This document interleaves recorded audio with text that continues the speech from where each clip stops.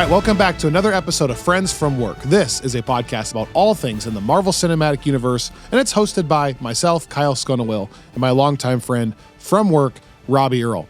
Robbie, today's going to be an absolutely jam-packed episode. I'm going to keep us moving because I have so many interesting little tidbits. How are you today? Let's get rolling. Oh, man, I'm great.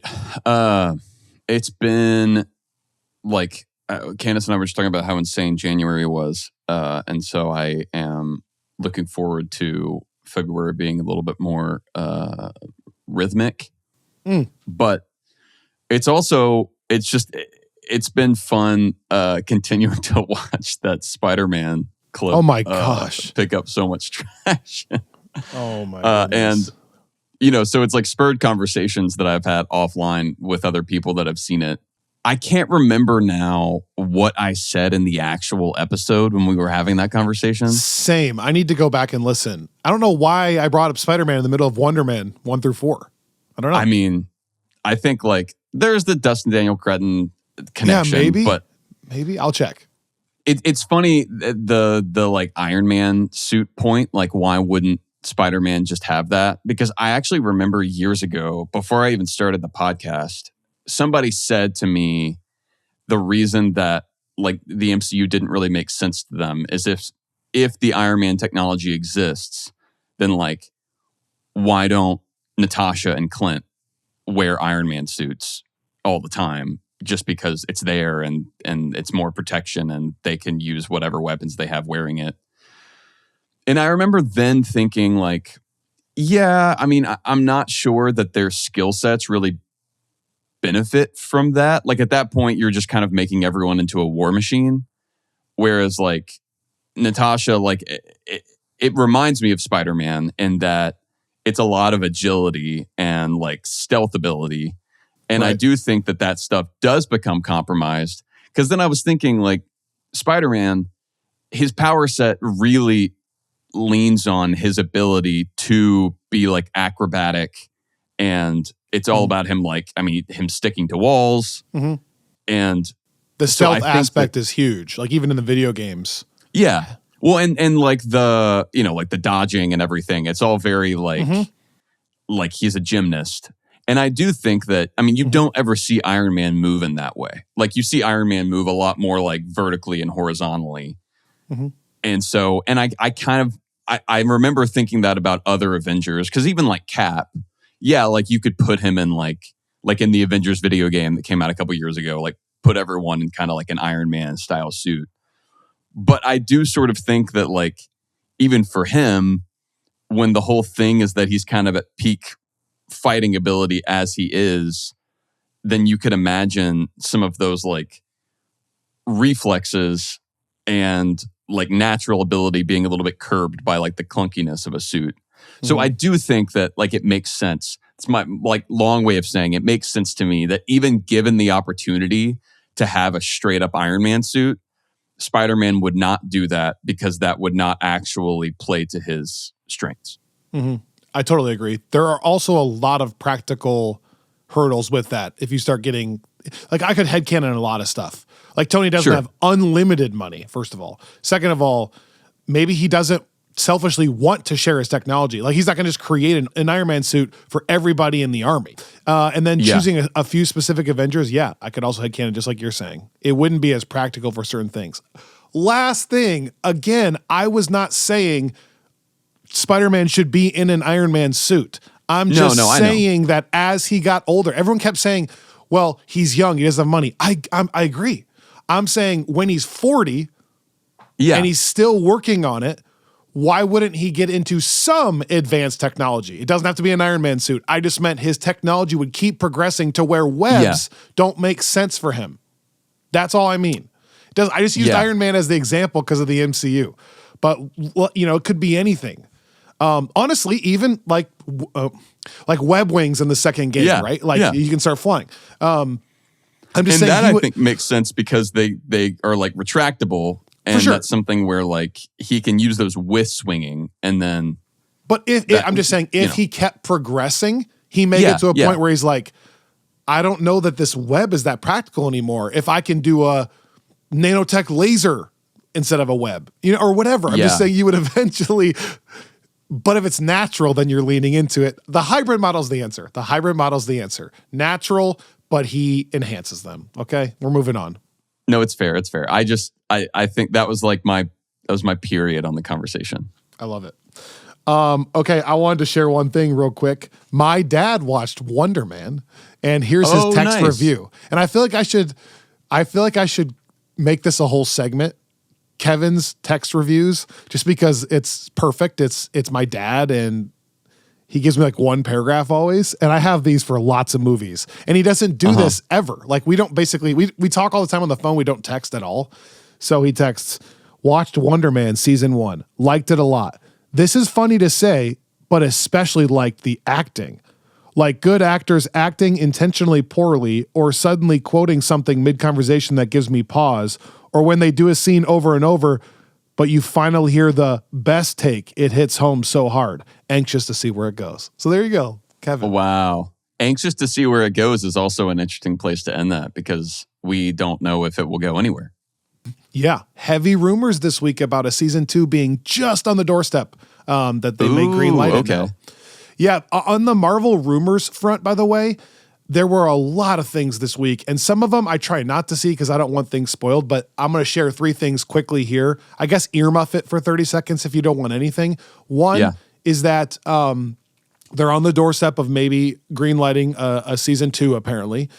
2, and this is a big one, Marvel is apparently heavily debating splitting Secret Wars into 2 movies. So 3 Avengers movies year to year to year. And they're saying that part of that decision might be just based on the success of Doomsday, that Disney's like, we're not doing another $1 billion thing if it's not going to make money, but that story-wise, they want to separate it into 2 3-hour movies because they have apparently like 6 hours of what it needs to be. That would be a big deal. I could see that as like a not cash grab, for the record. Like I think that, for sure. Because it also then like Doomsday can truly be part of the buildup that we felt like we were missing, if that's the case. Like Doomsday's not the destination anymore, Yeah. No, Doomsday could be its own thing, and then Secret Wars could kind of have more of the Infinity War vibe, where the first half of it, maybe things don't go well or whatever. But now Doctor Doom and all these characters. And that's the third thing, is there's rumors that he is going to be using an accent. So we will see how that goes. Again, who knows? Interesting. I don't want to go much beyond that, because at that point it's just kind of spoiling things. Like I want to be surprised. Well, and like I was thinking about that for the episode today. When it comes to bold predictions, I almost don't want that stuff factoring in, because if I'm just kind of basing it off of stuff that I've heard, it's not really a bold prediction. It's just like a educated guess. Totally agree. That's why I tried to stay away from cast announcements and stuff, because, for example, I've heard so many rumors about who Sadie Sink is playing in Brand New Day. So I was sitting down there, I'm like, me making a prediction on that isn't very bold. There's been rumors of it. So, trying to be bold. And it's a weird thing these days.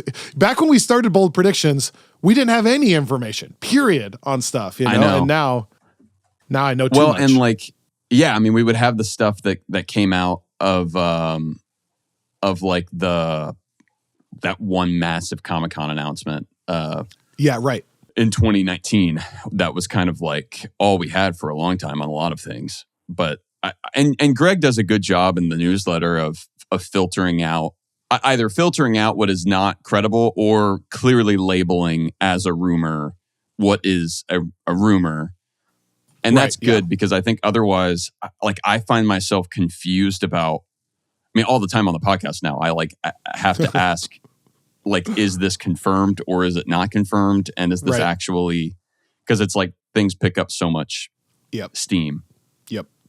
Yep. And I'm mostly not in the loop on that stuff either. Partially just because there have been so many rumors with Spider-Man and then Doomsday and Secret Wars, where it's like, I can't remember, was Ruffalo going to be in Spider-Man but not in Doomsday, or is he in Doomsday but not in Spider? It's like I'm getting confused now. Okay, Bold Predictions is one of our favorite episodes though, because I got some fun ones. Before I dive in, nice. I want to say that this worked last week, by the way.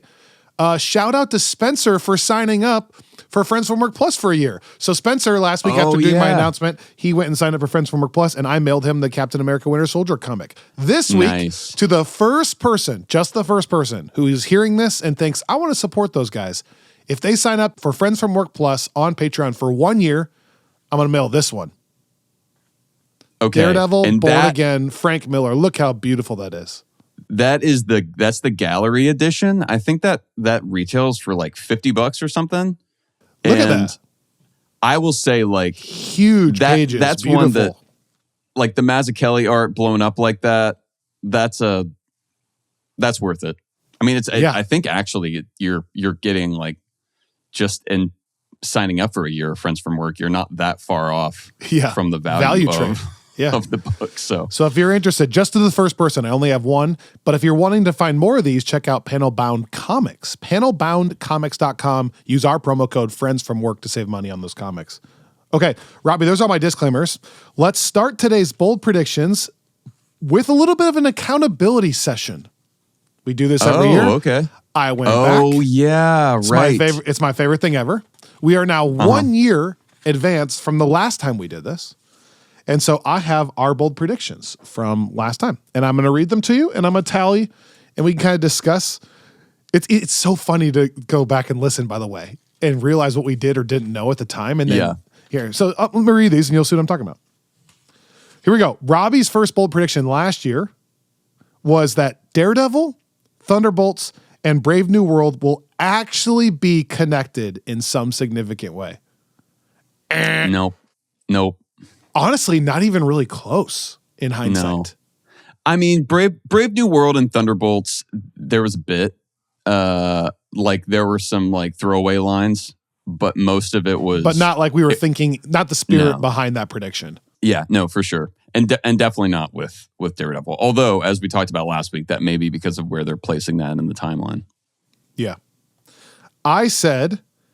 My first bold prediction last year, Fantastic Four will have a Rotten Tomatoes score over 90% and will win one of the major awards.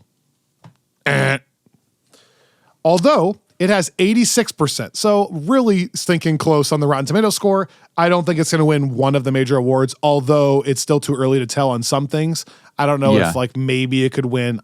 I meant major. You know, it's going to win, like, some fan choice awards and stuff like that. Right. But so I think that doesn't count. 0 for 1. Didn't it? It, like, launched at 90, right? Yeah, it was right there. 86 is really close. 86 probably means it started at 92 or 3 and then slowly worked down as a few more critics that weren't as excited to see it saw it. I'm glad that you brought that up. I had forgotten about that prediction because just, like, 30 seconds, something that keeps coming up. I've now had several conversations like this, and then I've also heard this on, like, different podcasts and interviews.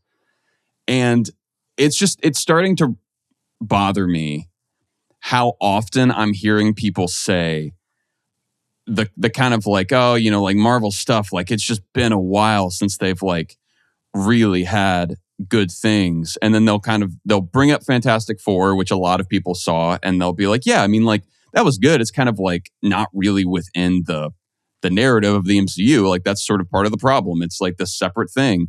And then, like, no, it is though. That's the point. Yeah. Well, I know, but even then, I can, like, sure, it's like in the retro alternate like universe. But every time the follow up is, and you know what? I'll say this: like, I've heard Thunderbolts is good. I haven't seen it.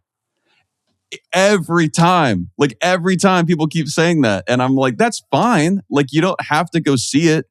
But it is good, and it does move things forward. It is the most kind of, like, central within the MCU movie we've had in a bit. Mm-hmm. And it's setting up the next, like, the post-credit scene is the most in terms of, like, setting up Doomsday that we've had. And so it's just, like, either like, just say that you don't want to see Thunderbolts and don't have a take on the current state of the MCU. Or, like, if you're going to come out here and, like, give your opinion on, like, the issues with the MCU then in 2025 or 26. Yeah, like, it's just, Thunderbolts specifically is this weird blind spot. And maybe it's just an issue with that. Like, maybe if they had just named it New Avengers from the get-go or something, more people would have put eyes on it. back then, but it's like, it's such a strange. It's weird. The two movies most recently are both bangers, and yeah, not everyone knows it. Yeah, it's so funny. Yeah, I think it's frustrating too, because I'm on the record saying I loved Superman, and I might have liked Superman more than Fantastic Four, depending on the day. But like, I think people often think like, well, there were two great like superhero movies last year, and they Marvel had Fantastic Four, and DC had Superman, and like, it's like this sort of like it's kind of a wash or whatever. And Thunderbolts is just never even in the not our conversation. Audience, though. Remember, one of the most friendlies. True. That's amongst true. Marvel fans that have seen it. I think it's their favorite for the most part. Yeah. But yeah. I don't know why the generic culture missed it. Like, has my dad watched Thunderbolts? He's seen Fantastic Four. I'm gonna make him if he hasn't. But you have a great point. It also like grossed less than usual. So I don't know. Because it was so freaking good. It's one of the top 8 best movies they've ever made. But I don't know. I know. I think it's whatever. I do think part of it is Brave New World. Like I think it was a real bummer for them to start with like such a high profile movie, and I think people went and were disappointed, and then like Thunderbolts was only a couple months after that, and I think people probably just weren't really excited about whatever follow up from Brave New World there was. But anyway, that's it. But since you brought up Thunderbolts, I had to. Robbie's second bold prediction was we will get a Bruce update in Brave New World. I think, right? We didn't really hear about Bruce at all. Which is so crazy. Like, how on earth do you not? You have like so much Hulk stuff. You have the leader. You have Betty. Like Red Hulk. Nothing? Wild. This is going to be controversial. We'll have to discuss this. I said one of the Thunderbolts will die. But does that count with Taskmaster? I think that counts. Because ding. Yeah, I think so. All right. I mean, in our recap, we talked about Taskmaster as a member of the team. Like, they set it up that way. You know, what's funny is we then discussed that bold prediction, and we discussed it heavily. And the reasoning was it's not going to be Elena, it's not going to be Bucky because of where they're at. This is right on the heels of Sebastian Stan being nominated for an award, I think for his Donald Trump movie, I think. Is that possible 2 years ago? Anyways, it was around then we were talking about that, and then we're going through and we're like, well, maybe Ghost. And then I was like, maybe Taskmaster, but they probably won't do Taskmaster because there were so many people that were upset about Taskmaster not getting justice. Oh, yeah.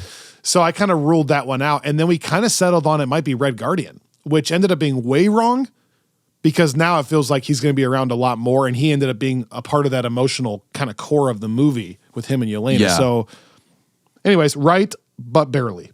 Robbie said last bold prediction last year was that they will do, okay, this is interesting. They will do an inverse Infinity Saga storyline for Doctor Doom. Like basically like a dark Tony Stark, essentially, is what you were saying.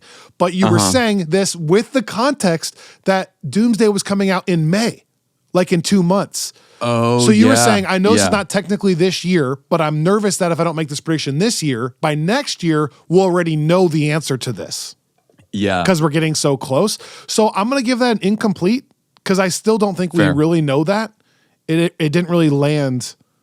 So you kind of have one incomplete and 2 misses. And then my last one is we will see Steve Rogers in Brave New World. So I went 1 for 3. You went 0 for 2, I guess. But you know what? Like, not in Brave New World, but we did see him in 2025. Yep. That's not what I said, though. So, all right. So, Robbie, couple things real quick here, and then we're going to do all bold predictions from here on out. I do want to do a couple separate episodes on a couple things. I want to do episodes on the podcast when we sync up on our rewatch. I remember we've already rewatched, I think through Multiverse of Madness, right? But then we stopped doing rewatch episodes. So when I get there, it'd be fun to do an episode going forward because there are now a lot of projects since that time. Yeah, and it's also complicated because I think we have since we've since rearranged some things. Like Ironheart we've placed prior to Multiverse of Madness. Okay. In the watch order. And so I don't know how we want to deal with that necessarily. Well, rewatch, I'll do that. I'll watch Ironheart in the order we're saying. But episode-wise, we should still do an episode on Ironheart, and then we can just move it around maybe or whatever. Yeah. I want to do a YouTube video on WandaVision is what I'm thinking. I need to get a new camera. Long story. But I'm going to give a quick 45 seconds here on... I'm on Falcon and Winter Soldier, and I think I have a little bit of a different experience than you do. Like, one, I think this is going to be so negative. I just think it's probably my least favorite project to get through. Like, Incredible Hulk has kind of got like this cheesiness, and it's so fast. It's like, an hour and a half, so whatever. Yeah. Every time Falcon and Winter Soldier, we get to that moment, Anna kind of like, ugh.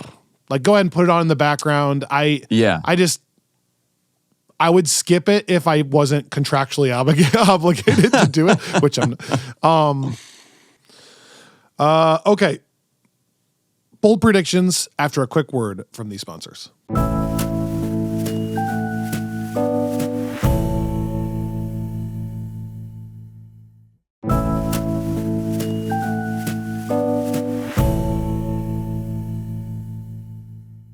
So this year, Robbie, personally, you can do whatever you want. I decided to go with 3 MCU narrative bold predictions and not a box office prediction or like off-screen stuff, like casting stuff. I was trying to make a bold prediction for the characters in the universe.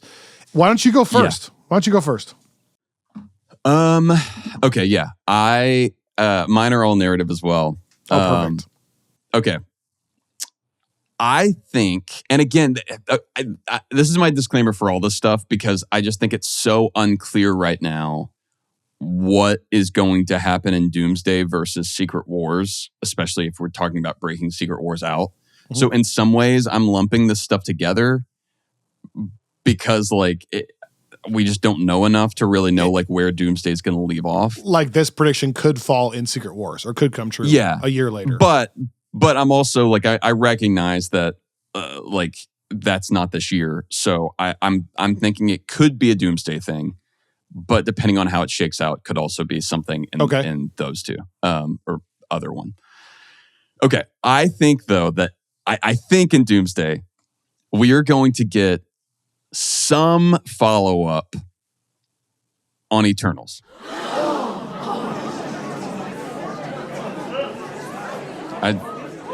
I said it. I meant it. And look, I get it. We do have that is a bold prediction. What do you mean by follow-up? I know. Okay, do you think any of the Eternals will make an appearance? I could see Harry Styles making an appearance. I don't think that it's going to be a heavy feature. And I think, again, it could be something where we wind up in a Secret Wars battle world situation where you have all of these little bits of different universes, and that's how they deal with Eternals. It's this little I want that. I want that. Yeah. And that's why I'm saying I just don't know kind of how it's going to shake out. Sure. But I'm also thinking for instance, the final scene kind of leading into Secret Wars and the comics is Doom taking on the Beyonders within that context, which I don't think we're going to get at least yet in the MCU. But I was thinking an easy analog for that would be the Celestials, where it's it's this moment where you realize that Doom now has this universal supreme power that is kind of beyond even the building blocks of the universe or the builders.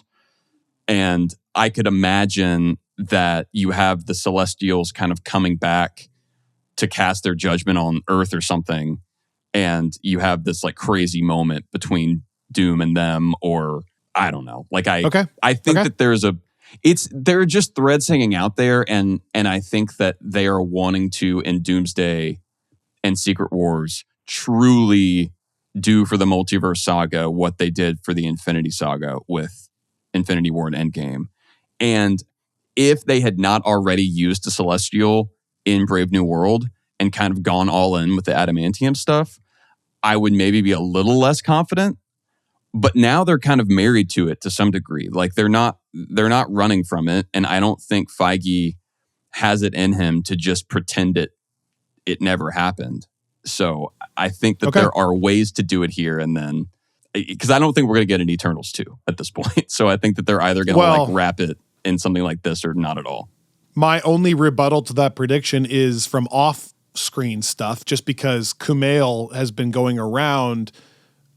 Part of his new special, I think it is, his stand-up thing that I've seen some of the clips from, is that he's very outwardly outspoken about his disappointment in how that movie was received. Like it messed with him, and he also really wanted to be a part of it, and he was promised kind of 5 movies is what he says, and was kind of blocking that off. And he talks about, he has a funny joke about how in shape he got for no reason. Right. So he's definitely doubling down that they're not coming back in that way. But yes, to your point, maybe other references or Harry Styles or whatever, something like that. Or maybe he, filmed that before he got news, like you're part of the reshoots and you're going to be there. That's totally possible too, because this is like 6 months ago, probably what I'm referencing. Okay. My bold prediction will go along the same lines. Sometime within the first 15 minutes of Doomsday. So I'm setting a timer. Dr. Doom will burst into the TVA. I'm glad you're making that formally. Because I mentioned it. But I think that that's a good prediction. We've talked about this in other episodes. I'm now formally putting it in writing. I just think with the way Loki season 2 ended off, and Loki allowing the multiverse to spread open, which was what Kang had warned about, the great multiversal war, by letting that happen. But Loki, by sitting on the throne and becoming the god of stories and holding these timelines, feels like it can be avoided. It feels like a logical first step for someone who is either causing these issues or wants to get away with something that the TVA is not allowing, or is saying, hey, you're the reason this is a problem. So for any of those reasons, it makes sense to me that he would go to Loki. Yeah, I mean, And my other double down as I said this, I think his magic is going to work there, and people are going to be like, oh my gosh, that's not possible.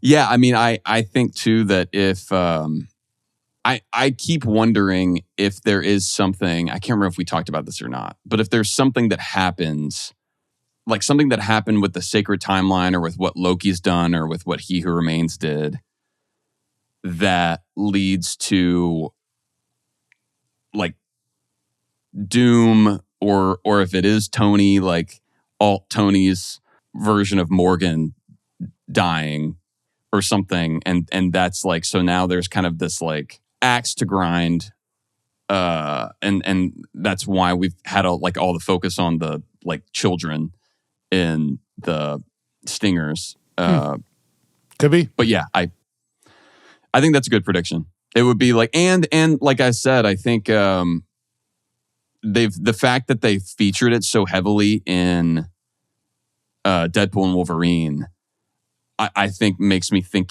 even more that that's the case. Like, I think that if it was just the TVA and Loki, I think that would be a bolder prediction. It's coming, but though. They made a it's point coming. to like, like in sort of like classic MCU fashion back in like the Whedon days. They made sure in Deadpool to basically tell audiences everything that they needed to know about what had happened in Loki to be able to move forward. Mm-hmm. Okay, your second one. Again, I think Doomsday. This is my prediction, but we'll see. I think either Sam Wilson or Bucky Barnes will die.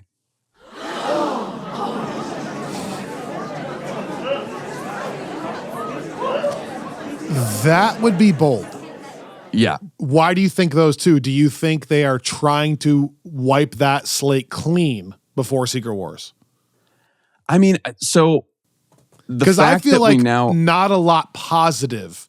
Look, I'm not saying for me, I'm not saying storyline wise, but from the greater, I guess Sam being Captain America is kind of a casualty, unfortunately, of the greater Marvel culture dimming and really falling off. Like, because of that, he happened to be trying to make this move into Captain America and making these movies right when culturally people are caring less and less and less and less. So for better or for worse, both you and I think Falcon and Winter Soldier and Brave New World are towards the bottom of the projects they've ever made. So you do wonder if, if they are doing the let's pick and choose what's working. Like, we can't kill Yelena because, well, although that movie didn't do as well. We're not going to kill Reed because that movie's doing better. Exactly. So, like, if they're picking and choosing that stuff, I could see a world where they go, this Sam thing hasn't turned out like we wanted it to, and choose that one. Well, but that might not be until 3 years from now, especially if Secret Wars is split into two parts. That might be Secret Wars Part 2 when that happens. I mean, so I thought Bucky was great in Thunderbolts. But the thing is, like, that character, there's just only so much more to do there. And, like, Bucky is also a character that he was so cool as a villain, and the metal arm thing is so cool, especially in the context of like a street level fighting someone like Captain America or Natasha. So freaking cool. Like, but once you get into the realm of magic, like Thor, magic and galactic, it doesn't really, like, even in Infinity War, he kind of doesn't even really use the arm. He's just shooting. He just shoots guns, people.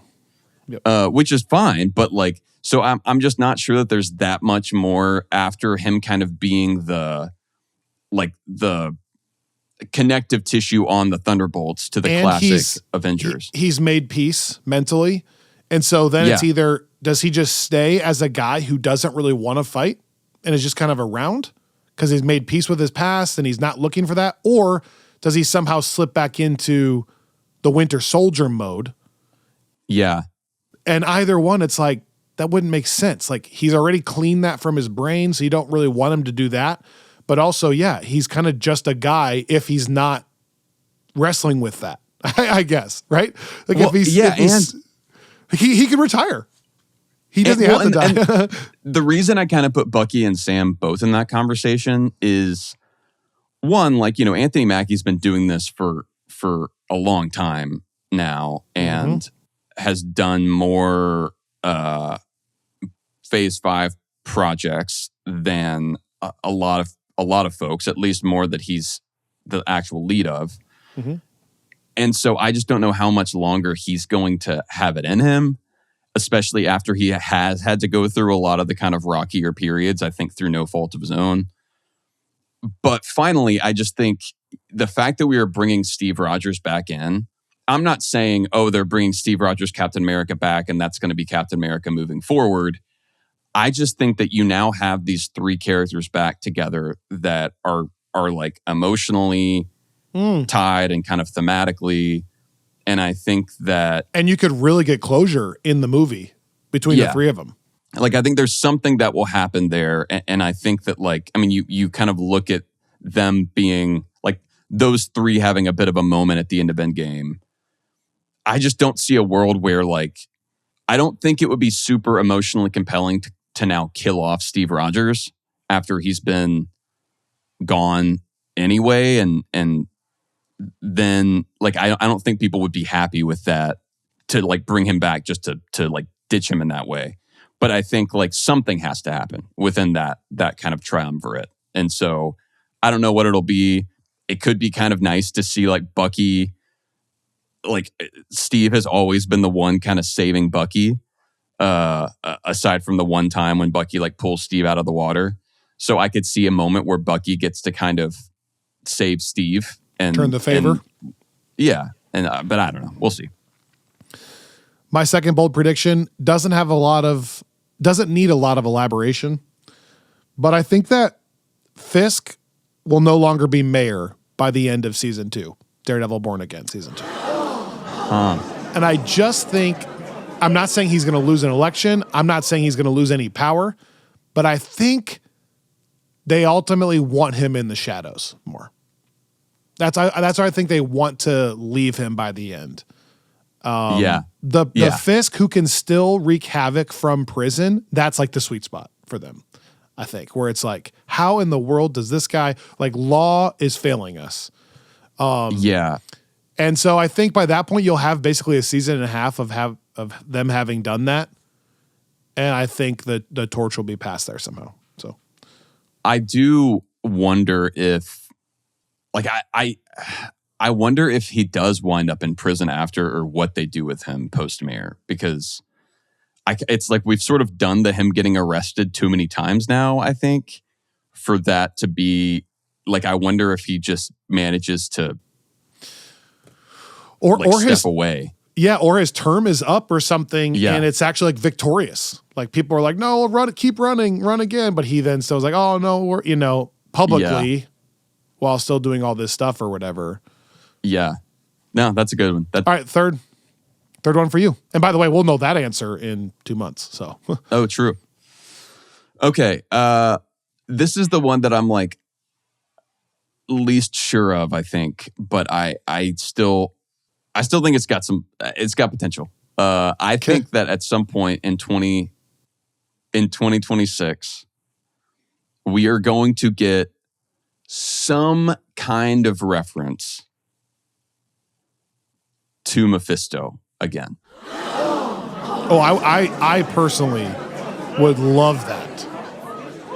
What would be the context of that, though? Like, so, I mean, I don't think it'll be this, but you could imagine, like, No Way Home ended with this magical thing that totally transforms Peter's life. I don't think they're going to undo that. It is just a little strange, though. Like the comics, we've talked about this, like the whole thing that they're drawing from there was like a Mephisto thing that launches the Brand New Day era whenever he kind of dissolves the Peter MJ relationship. From Spider-Man. So like, there's that side of it. I don't think that they'll do that. And I also don't want them to do that, because I think that they've now put Spider-Man in exactly the position that we all want him to be in. And I actually think the less magical stuff that is involved with Spider-Man from here on out, the better.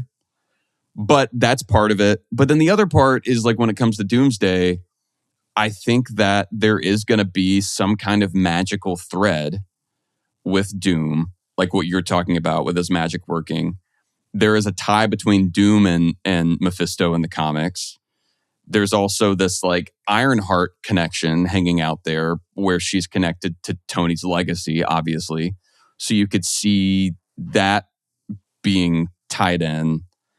So I don't know what it would look like. I don't know, like, I don't really want him to become some kind of big bad, because I don't think that he's ever really served that role very well in the comics. But I think that since they've kind of danced, I mean, from WandaVision to Multiverse of Madness and Ironheart and Agatha, we've now kind of gotten more of like the magical realm. And I think that they're going to be drawing on that to some degree in Doomsday. So it just seems like I would love it. It would be fun too. I just think that like that was a really fun use of Sacha Baron Cohen, and I think that like that's a character that could kind of just be around in perpetuity and only ever kind of be like someone that like steps in and out. Like, again, not a major adversary, but I think that this is a good opportunity for it. I can't wait to rewatch that project, actually, by the way. I know. Like, that's what I'm looking forward to. That's the opposite of what I was talking about before. That's one I can't wait to see again. Okay, my third and final prediction, it's not that bold. This is kind of a weak way to go out. So I'm going to give an honorable mention as soon as I do this, okay? The weaker way to go out is, I think by the end of 2026, or even before December, we're going to have Vision fully restored as the Vision we know. Wow. Meaning... do you think he'll be in Doomsday? I do. Or Secret Wars, like you're saying, one of the two. I don't know exactly the storyline there. But VisionQuest is going to be about him wrestling with all this stuff and rediscovering himself. And I think they ultimately want Vision back on the board. And I think it would be nice to have a dominant Vision again, because it was such a short-lived thing. And it's going to dovetail with my next prediction, which is an honorable mention, which you already know because I brought it up so many times. But I think that having just watched WandaVision, I think they want to get back to that at some point as the status quo. Like, I think a healing actually for Wanda where Vision is fully alive and remembered. You know, the last sequence of them two in that show is, I've been this, who knows when we'll see me next? Like, it's not a goodbye. This was even just kind of a memory thing. Man, what a great final scene. I'm going to make a whole YouTube video about it because I'm so passionate about how good that show is. The best show they've ever made. But I think that's where they want to end up. And so we've talked about this in the podcast a ton. That's my third prediction. But my honorable mention that I could be wrong on is that I think you're going to see Jonathan Majors' Kang, and you're going to see Elizabeth Olsen's Scarlet Witch. And so by this time in 2028, at least, I think Wanda and Vision will be a couple in this new timeline or world. As a thing. And I'm not saying they're going to be like running the Avengers, but they're going to be out there and they're going to get the WandaVision life to a degree that they wanted, that she fake created. I think there's going to be a full redemption on that front. And I think you're going to start seeing that by VisionQuest, that he wrestles with those memories, and it's not going to be White Vision. It's going to be literally Vision exactly as we know him by the end, as played by Paul Bettany. I like that. And you're right. Like, Agatha finally provides the path to that because we now know that, like, it now is Billy just in like another body, but he has like all these memories from Westview. And so, ostensibly they're going to find the Tommy to that. And then you could have a world where they are back together as a family and it's the same family. Now, I guess the question will be like whether Vision, like when Vision. Well, and by the way, I'm not going to go that far with the kids. Like, is it a weird world where they have their own kids eventually? Real ones? Because these were like a consciousness transported into another teenager's body. Yeah, but I don't know. Like, I wonder if eventually Wanda has children. But I know. Oh, hold on. They are. Like, I haven't sussed that part out. I haven't sussed that part out. I'm just saying, but they have like. They made a point to make that like that is the Billy from WandaVision, like, and so I think it would be like for her to care so much about that in Multiverse of Madness and not care about having a relationship with that version of Billy and Tommy, I think would be strange. My question for sure for you there: do you think Vision, if he comes back and it's Vision, does he have a memory of Westview? Yes. Because whenever Vision like gave White Vision the memories, you think that would have included what he had experienced? You're putting me on the spot, but yes, I have not thought of that. I think yes, and then could it be kind of a fun thing that he goes and seeks out Wanda? Now that he has that memory, kind of as an opposite thing.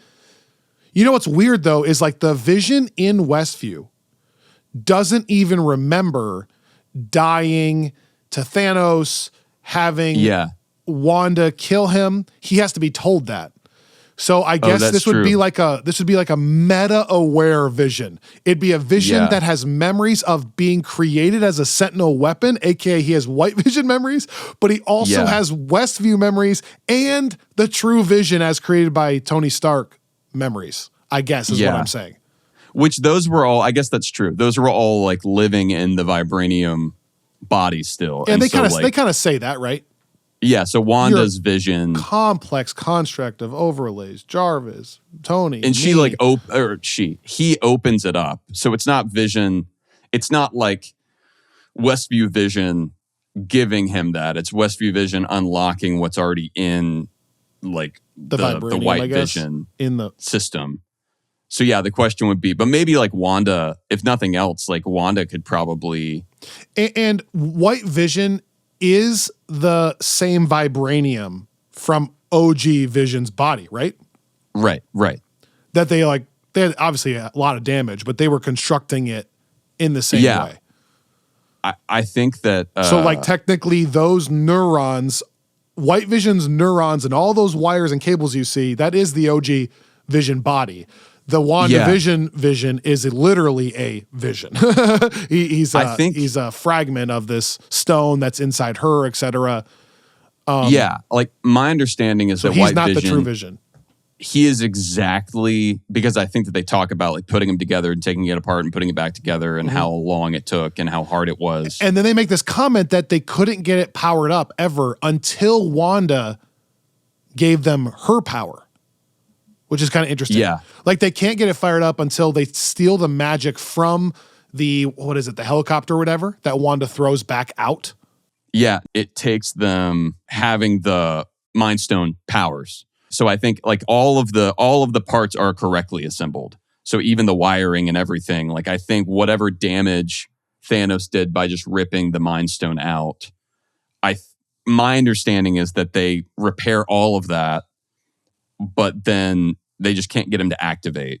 So I do think it should be like entirely. I think it. Yeah, I guess maybe if she then interacts with that version of Vision, she could then like give him also those Westview memories if it doesn't have those. Well, and just to wrap this real quick, Paul Bettany was on a talk show, and maybe this was an accident, offhanded said something like, they asked him a question about something, and he was like, well, next year I got Avengers stuff. And then moved on and kind of said it fast, and they were like, oh, and I was like, okay, so, or he said something like that, where it was like, I'm busy. Which kind of plays into my thing. And then, you know, we've discussed this so much. I think the Kang thing is incredibly similar to your first prediction with the Eternals. That's what I think it's going to be. Not necessarily like he's any kind of factor. Yeah. But I think they really don't want that dangling thread. I think in the back of their mind, it drives them crazy that is how it went down. And I think some closure plus the added time that has now happened with Jonathan Majors, like it's been long enough that I think Disney feels like they could probably do that and not get in trouble, you know, get canceled. So, all right.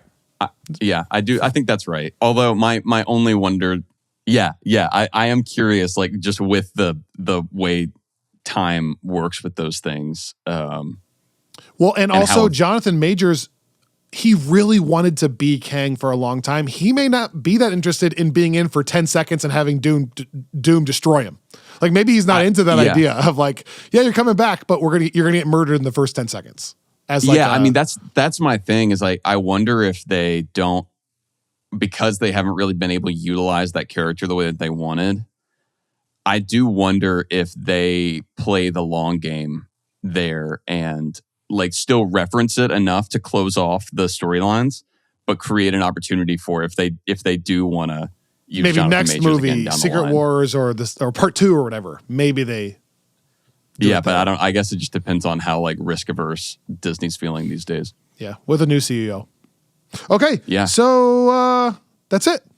So you said there's some follow up on the Eternals. Bucky or Sam will die, and we're going to get Mephisto in some form or fashion this year. I said Doctor Doom's going to burst in the TVA within the first 15 minutes. Fisk's not going to be mayor by the end of Born Again Season 2, and that Vision will be fully back in all the ways that you know him before Doomsday happens in 2026. You know, wouldn't like a Vision Sentry matchup be fun? Yeah, like, it would be. Yeah, you like know I want it. If you have a fully powered up Vision, like that's a nice like. You know I want it. Yeah. And a fully powered up Vision without an Infinity Stone, so it'll be interesting to see what powers he lacks or gets because he doesn't have it. I don't know. So, all right. Yeah. Right? Yeah. I like those. Okay. I like those. This is fun. Thanks for listening. Please be sure to rate, review, and subscribe. Tell your friends about this podcast. 2026 is going to rule. Thanks for listening to Friends from Work. We'll see you next time.